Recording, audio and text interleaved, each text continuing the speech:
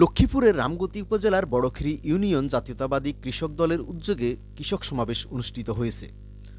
২৯ জানুয়ারি বুধবার বিকেলে স্থানীয় বড়খেরি ইউনিয়ন পরিষদ প্রাঙ্গণে এ সমাবেশ অনুষ্ঠিত হয়। বাংলাদেশের সংখ্যাগরিষ্ঠ কৃষক জনগোষ্ঠীকে সংগঠিত করার লক্ষ্যে সারা দেশে ৩ মাসব্যাপী ইউনিয়ন পর্যায়ে কৃষক সমাবেশের অংশ হিসেবে এ সমাবেশ করে বিএনপির অন্যতম এই অঙ্গ সংগঠন। সমাবেশে প্রধান অতিথি হিসেবে উপস্থিত ছিলেন উপজেলা বিএনপির সদস্য সচিব সিরাজ উদ্দিন।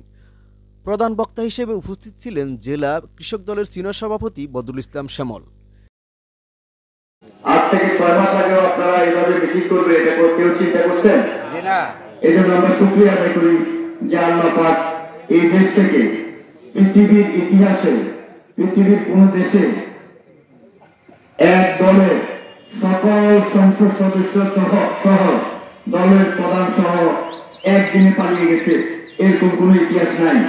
এই জন্য আমরা সবাই শুকরিয়া আদায় করি।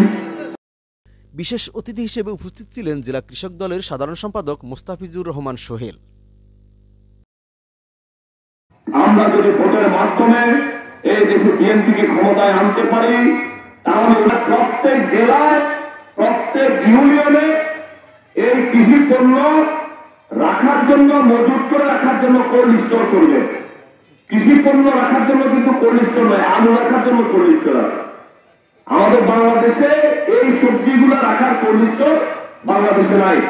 তারেক রহমান আগামী দিনে উনি এই কাজ হাতে নিয়েছেন। তারপরে আরেকটা কাজ হাতে নিয়েছেন, যে কাজটা হচ্ছে কৃষক যেন তার উৎপাদিত ফসল সে তার ইউনিয়নে বসে বিক্রি করতে পারে। সেই জন্য প্রত্যেক ইউনিয়নে ইউনিয়ন কার্যালয়ে কৃষকের পণ্য ওখানেই ক্রয় বিক্রয় হবে, ওখান থেকে বিভিন্ন বাজারে ওই পণ্য বুঝবে যেন কৃষক মাঠে তার ফসলের ন্যায্য মূল্য পায়।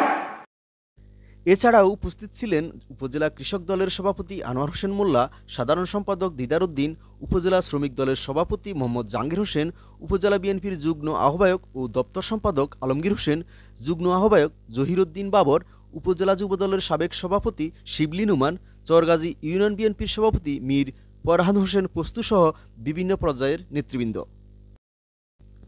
সমাবেশে সভাপতিত্ব করেন বড়খেরি ইউনিয়ন কৃষক দলের সভাপতি মোহাম্মদ জমির উদ্দিন এবং পরিচালনা করেন সাধারণ সম্পাদক শাহ মোহাম্মদ চৌধুরী।